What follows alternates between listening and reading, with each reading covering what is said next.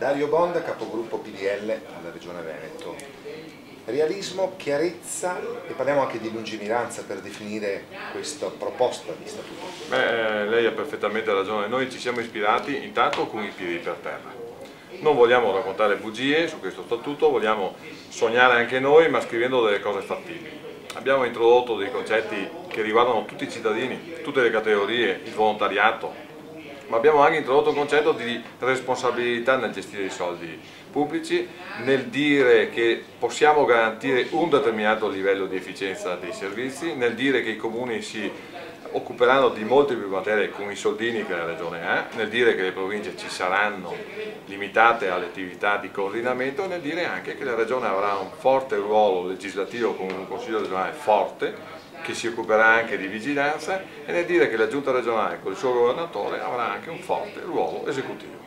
C'è l'aspetto fiscale in cui si introduce anche un nuovo rapporto con i cittadini, con i contribuenti.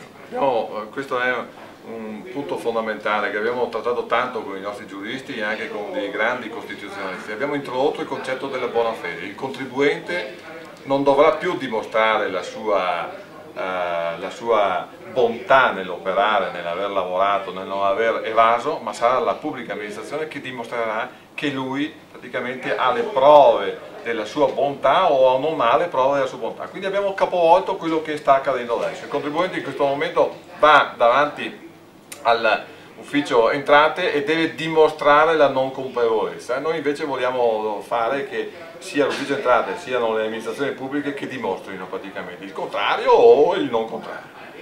Dal 2000 a oggi sono passati 10 anni, è cambiato il mondo, è una vera e propria proposta, non sono delle linee guida, ci siamo.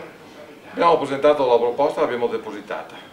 Abbiamo lavorato tante notti, anche con tanta gente di buona volontà, e ringraziamo tutti gli uffici e tutti i collaboratori. Non vogliamo raccontare bugie, vogliamo, ripeto, tenere i piedi per terra e dire ai veneti che abbiamo fatto una proposta sensata e concreta.